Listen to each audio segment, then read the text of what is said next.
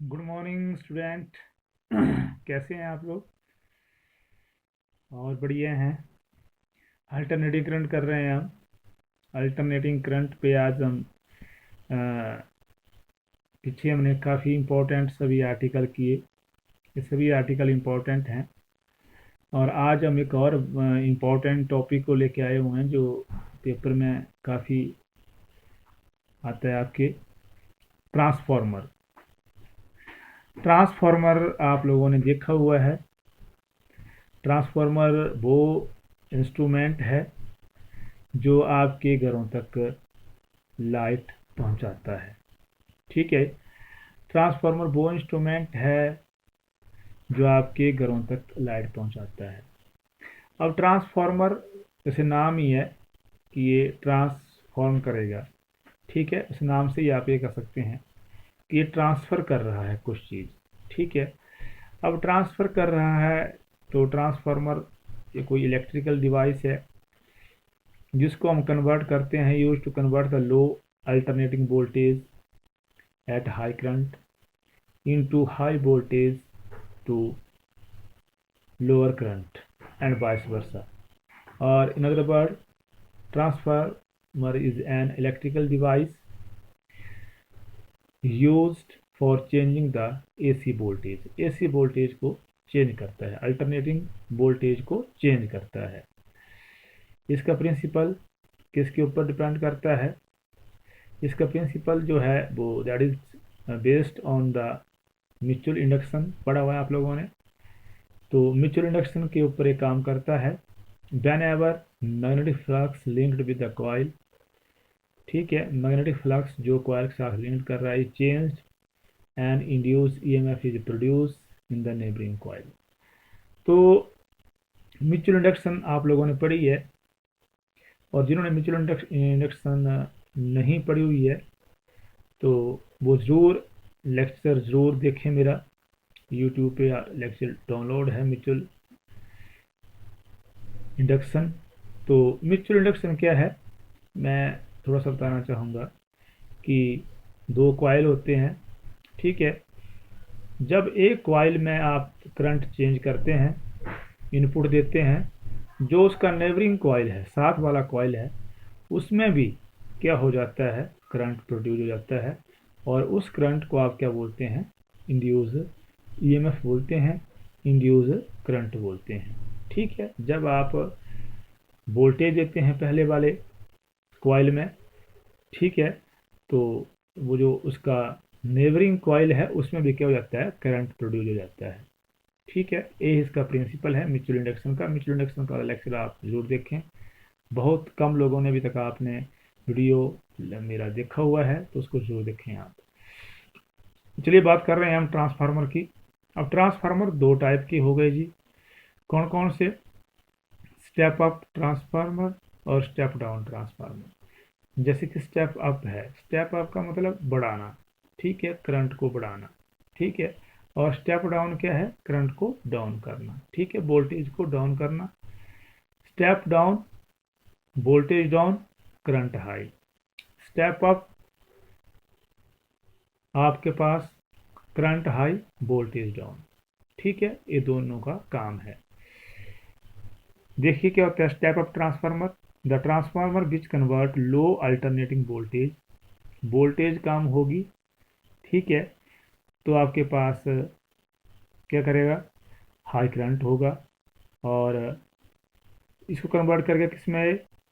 Input में क्या होगी आपके पास? लो अल्टरनेटिंग वोल्टेज होगी, हाई करंट होगा। इसको चेंज कर देगा किस में? हाई अल्टरनेटिंग वोल्टेज में, और करंट कर देगा low. Is called step up transformer. Step up जो है, क्या है स्टेप अप ट्रांसफार्मर? इसमें आप लो अल्टरनेटिंग वोल्टेज होगी आपके पास इनपुट में, हाई करंट होगा। लो अल्टरनेटिंग वोल्टेज होगी, हाई करंट होगा। इसको किस में चेंज करेगा ये? हाई अल्टरनेटिंग वोल्टेज में, और करंट क्या रहेगा? लो रहेगा। उसको बोलते हैं हम स्टेप अप ट्रांसफार्मर। ठीक है।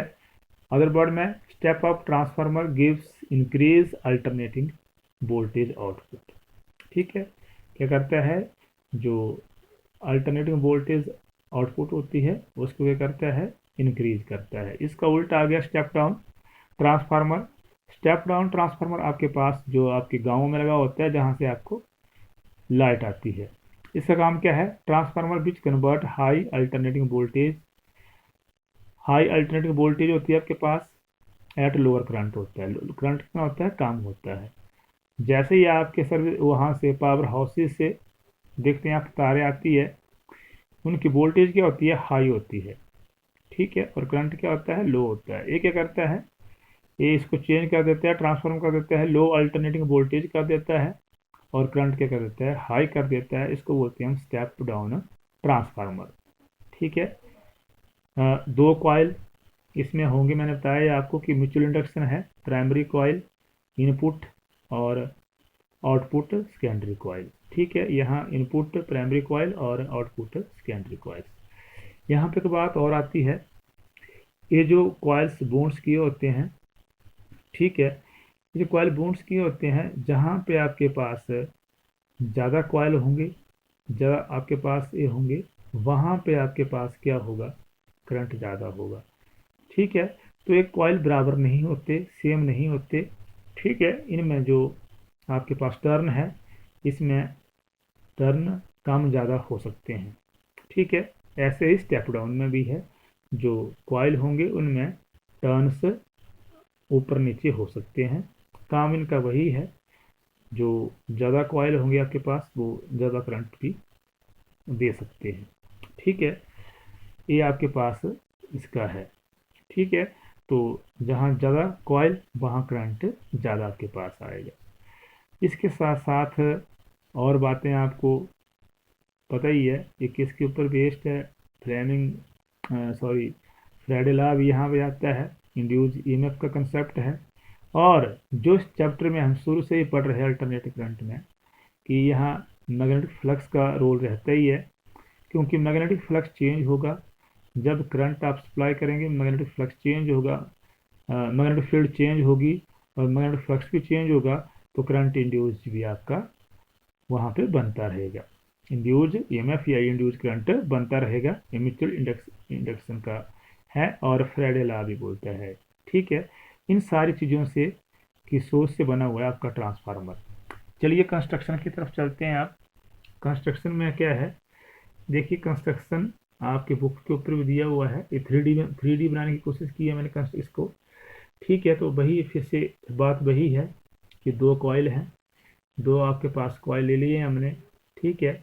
एक इनपुट, यहाँ से आपके पास वोल्टेज आ रही है, सोर्स लगा हुआ है, जो तारें पावर स्टेशन से आएगी वो इसके साथ आएगी, और जो आपके घरों में जाएगी दैट इज आउटपुट वोल्टेज होगी, ठीक है। मैंने बता दिया घरों में जो आपकी बिजली आती है, जो आपके गाँव में ट्रांसफार्मर लगा होता है that is step down transformer, ठीक है। वो वोल्टेज को कम करता है, करंट हाई करता है, क्योंकि आपके घरों में कितनी वोल्टेज आती है? 220 वोल्ट आती है। तो ये स्टेप डाउन का काम है। और ये जो स्टेप अप है, ये पावर स्टेशन में काम करता है, जहाँ मेन ग्रिड से लाइन आती है वहाँ ये काम करता है, ठीक है। Step down step up transformer. देखिए क्या क्या चीज़ें इसमें लगी हुई है। कॉपर कॉयल लगी हुई है जिसके इसको बॉन्ड्स किया हुआ है हमने, और यहाँ भी कॉपर कॉयल लगी है जिससे इसको बॉन्ड्स किया हुआ है, ठीक है। आपके पास दो कॉइल, एक को हम प्राइमरी बोलते हैं, एक को हम सेकेंडरी बोलते हैं। दोनों कॉइलों को बॉन्ड्स किया हुआ है किससे? कॉपर वायर से। ये इनपुट है और ये क्या है? आउटपुट है, ठीक है।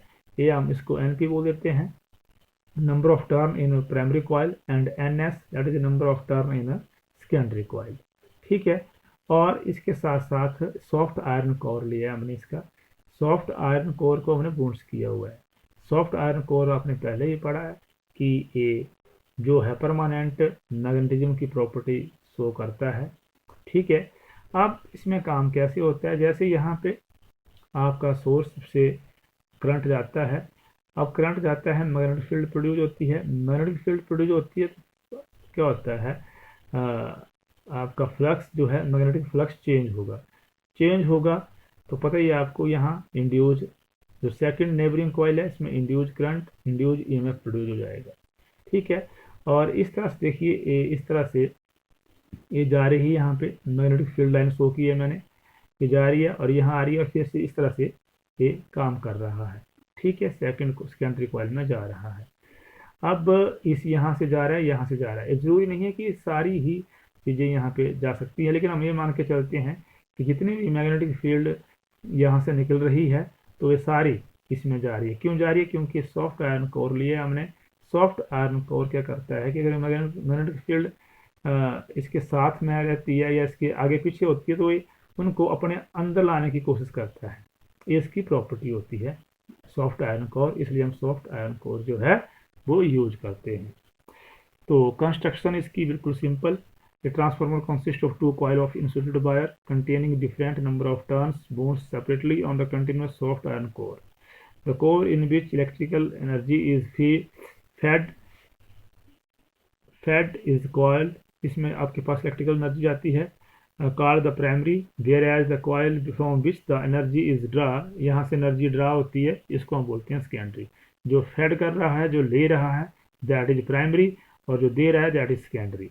The two coils of wire are also close to each other.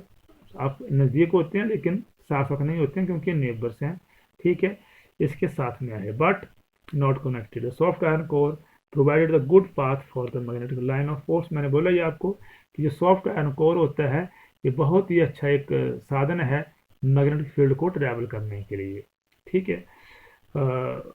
तो making the almost all of the line, जितनी भी मैग्नेटिक फील्ड लाइन होती है वो कोशिश करता है कि इसके एंट्री तक पहुंचाएं, ठीक है। यही कोशिश की जाती है कि इसके एंट्री तक पहुंच जाता है, इधर उधर मैग्नेटिक फील्ड लाइन को जाने नहीं देता। आगे वर्किंग और थ्योरीज की आ गई। Alternative current is fed in the primary produced and magnetic flux, जो मैंने आपको बताया, in the core which passes through the secondary coil. Since the magnetic flux remain practically confined with the core, magnetic flux linked with the secondary coil almost the same. हम क्या लेते हैं कि जितना मैग्नेटिक फ्लक्स प्राइमरी में है उतना ही कितना किसमें है, सेकेंडरी में। हम ये मान के चलते हैं कि जितने मैग्नेटिक फील्ड में लाइन में चेंजिंग हुई, ठीक है, उतनी ही फ्लक्स में भी चेंजिंग आई, उतना ही इंड्यूज ईएमएफ वहाँ पे आया आपके पास, ठीक है। इंड्यूज ईएमएफ या इंड्यूज करंट आपके पास आया।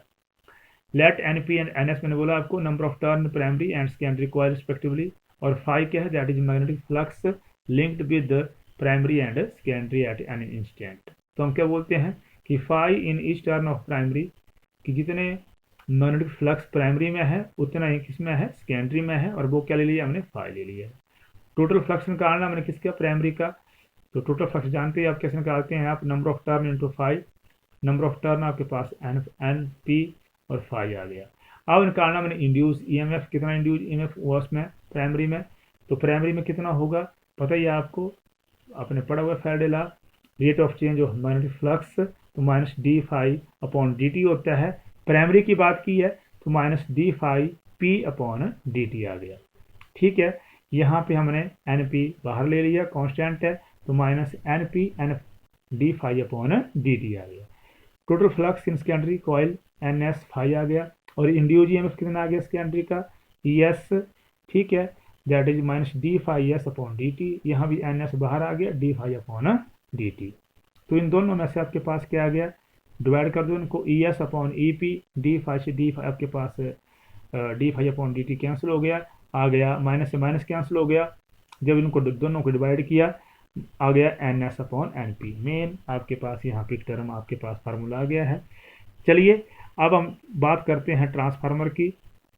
तो स्टेप ऑफ ट्रांसफार्मर क्या होता है, दैट इज जहाँ पे सेकेंडरी का ईएमएफ ज़्यादा होगा किससे, प्राइमरी से, उसको बोलते हैं स्टेप अप। वोल्टेज वहाँ ज़्यादा होगी, करंट कम होगा। N S that is also, मैंने बोला ये आपको जहाँ करंट ज़्यादा होता है वहाँ पे आपके पास नंबर ऑफ टर्न ज़्यादा होते हैं एनपी से। और स्टेप डाउन में क्या है, यहाँ सेकेंडरी का क्या होगा, कम होगा प्राइमरी से, और नंबर ऑफ टर्न भी सेकेंडरी से क्या कम होंगे, प्राइमरी से। अब हम बात करते हैं आइडियल ट्रांसफार्मर की। आइडियल ट्रांसफार्मर वो होता है कि जो कि 100% उसकी एफिशिएंसी हो, 100% एफिशिएंट हो, और एक किसके ऊपर डिपेंड करता है कि जितना आप इनपुट दे रहे हैं उतनी क्या मिल रही है, आउटपुट। तो power input is equal to power output, ठीक है, power input is equal to power output. तो पावर इनपुट आपके पास कितनी आ गई, induce EMF into current, that is in primary, that is equal to in secondary. क्या आ गई यहाँ से E S upon E P is equal to I P upon I S. देखिए यहाँ से अब आपके पास क्या निकलता है कि induce EMF is inversely proportional to किसके, करंट के। ठीक है, इंड्यूस ईएमएफ किसके, इनवर्सली प्रोपोर्शनल करंट, मतलब करंट ज़्यादा वोल्टेज कम, वोल्टेज कम करंट ज़्यादा। और यही आपके पास मैंने बताया, यही प्रिंसिपल है इसका ट्रांसफार्मर का, कि अगर करंट ज़्यादा होगा वोल्टेज कम, वोल्टेज ज़्यादा होगी करंट कम, यही काम करता है। ठीक है, इसका मतलब क्या है कि जो इंड्यूस ईएमएफ है that is inversely proportional to current, current के ऊपर डिपेंड करता है। ठीक है, और E S upon E P N S upon I P that is equal to, हमने पीछे निकाला है क्या, क्या फैक्टर हो गया, करंट आ गया, I P upon I S आ गया। ठीक है, the efficiency of transformer is defined as, नीटा से इसको डिनोट करते हैं हम, नीटा is equal to power output upon power input, और नीटा is equal to power output कितनी है आपके पास, E S I S upon E P I P into 100, ये आ गई पावर आउटपुट की, ई एस और आई एस, ई एस आ गया इंडिविजुअल और करंट आ गया। ठीक है, ये आ गई इसकी। तो transformer is the one of the most efficient machine, हम जिसको बोलते हैं कि इसमें 90 से 99% जो है वो काम करता है, एक्यूरेसी है इसमें। आप देखिए किस चीज़ की पॉजिटिव चीज़ होगी तो उसकी नेगेटिव भी होगी, प्लस है तो माइनस भी है। अब देखिए जो लॉस, एनर्जी लॉस होता है ट्रांसफार्मर में, वो कैसे कैसे होता है और उसको हम कैसे बचा सकते हैं। पहला आ गया फ्लक्स लीकेज, कि फ्लक्स की लीकेज होती है, हमें मान के चलते हैं कि एनर्जी का लॉस कैसे हो रहा है, कि फ्लक्स लीकेज होती है। कैसे, देखिए आप देख रहे हैं कि इस तरह से बॉन्ड किया है हमने, बॉन्ड्स की हुई है कॉपर वायर, ठीक है, किससे, आयरन कोर से। अब आप देख रहे हैं कि मैग्नेटिक फील्ड यहाँ निकल रही है आपके पास, ठीक है। तो मैग्नेटिक फील्ड कैसे चलती है आपके पास, मैग्नेटिक फील्ड अगर ऐसे चलती है, इस ऐसे चलती है तो ये बाहर भी निकलती है, ठीक है, इस तरह से सर्कुलर लूप भी बनाती है। तो मतलब मैग्नेटिक फ्लक्स जो है वो बाहर भी निकल रहा है, ठीक है। ये मान के चलते हैं कि मैग्नेटिक फ्लक्स जो है वो लीक हो रहा है कुछ, क्योंकि इस तरह से ये लूप बनाता है मैग्नेटिक फ्लक्स, ठीक है। तो ये बोलते हैं हम फ्लक्स लीकेज, कि फ्लक्स लीकेज हो रहा है। पता ही है आपको कि इस तरह से मैग्नेटिक फील्ड अपना जो है स्पेस लेती है, ठीक है। तो इसके लिए हम क्या करते हैं, मैंने पहले बताया आपको, सॉफ्ट आयरन कोर यूज करते हैं। टू मिनिमाइज के लिए क्या यूज करना पड़ना हमें, सॉफ्ट आयरन, नहीं तो स्टील भी पहले यूज किया जाता है कई ट्रांसफार्मर में। अभी भी जो पुराने ट्रांसफार्मर में स्टील का यूज किया जाता है, वो मोर एफिशिएंट नहीं है, ठीक है। तो हम क्या करते हैं, सॉफ्ट आयरन कोर, क्योंकि सॉफ्ट आयरन कोर की प्रॉपर्टी क्या है, ये मैग्नेटिक फ्लक्स को बाहर जाने नहीं देता, ठीक है। ये मैग्नेटिक फील्ड को बाहर जाने नहीं देता, क्यों, क्योंकि इसकी प्रॉपर्टी ये है कि जहां भी इधर उधर मैग्नेटिक फील्ड जा रही है उनको वो अंदर खींच लेता है। इसलिए फ्लक्स को, लीकेज को बचाने के लिए क्या करना पड़ना आपको, soft iron core. Resistance of the binding, अब देखिए रेजिस्टेंस फैक्टर हमने हर चीज़ में पढ़ा कि जो रेजिस्टेंस होता है, ये वायर जो है हमने बाउंड्स की हुई है, इनका भी रेजिस्टेंस होगा। अब रेजिस्टेंस होगा, रेजिस्टेंस कैसे होगा पता ही है आपको, कि जो रेजिस्टेंस होगा यहाँ दिया है मैंने आपके पास, देखिए ऊपर लिख दिया है मैंने यहाँ पे, कि जब करंट जाएगा बढ़ेगा तो क्या हो जाएगा आपके पास, हीट प्रोड्यूस होगी, ठीक है। जब एनर्जी लॉस कैसे होगा, जब हीट प्रोड्यूस होगी, और जूल हीट लॉ क्या बोलता है, आई स्क्वेयर आर टी बोलता है, ठीक है। आई स्क्वेयर, करंट डबल हो जाएगा आपके पास, स्क्वेयर हो जाएगा करंट। इसलिए हम क्या करेंगे कि आपकी जो तारे हैं वो ज़्यादा गर्म ना हो, उसको रिड्यूस करना है हमने, ठीक है। तारों को रिड्यूस करना, क्योंकि करंट जितना होगा, करंट मान लिया 5 एम्पेयर है, तो आई स्क्वायर निकालो, यहाँ पे कितनी हीट लूज होगी, 25। अगर हम मान लिया आपके पास करंट कितना है, 5 एम्पेयर है, ठीक है। 5 एम्पेयर का स्क्वायर कितना हो गया, ये हो गया 25। अगर हम इसको रिड्यूस कर दिए, ठीक है, करंट को, जो रेजिस्टेंस है, जो करंट है उसको रिड्यूस कर दिए हम, वो ज़्यादा गर्म ना हो, अगर मान लिया 1 एम्पियर है तो 1 नहीं होगा। तो मतलब आपके पास हीट जो लॉस है, एनर्जी लॉस है, वो कम होगा। इसके लिए हम क्या करते हैं, थिक वायर यूज करते हैं। कैसी वायर यूज करते हैं, थिक वायर यूज करते हैं। थिक वायर का क्यों यूज करते हैं, क्योंकि वो रेजिस्टेंस को मिनिमाइज कर देती है, ठीक है, एरिया बढ़ा देगी और रेजिस्टेंस घटा देगी। क्योंकि आप जानते ही हैं रेजिस्टेंस क्या होता है, rho L upon A, rho L upon A, R is inversely proportional to area. तो एरिया बढ़ जाएगा तो रेजिस्टेंस घट जाएगा, इतने जल्दी गर्म नहीं होगा। ठीक है। अब हमें जरूरत क्वेश्चन ये है, ये उठता है कि हम किसको करें, किसको हम ये करें, किस कॉइल को हम ये करें। जिस कॉइल में करंट ज़्यादा हो उसको हमने थिक वायर से बाउंस करना है। तो स्टेप अप के लिए प्राइमरी को करते हैं, क्योंकि प्राइमरी में करंट ज़्यादा होता है, ठीक है, वोल्टेज कम होती है। और स्टेप डाउन में सेकेंडरी में, क्योंकि सेकेंडरी में करंट ज़्यादा होता है, वोल्टेज कम होती है। तो इसको हम बाउंस कर देते हैं किससे, कॉपर वायर से।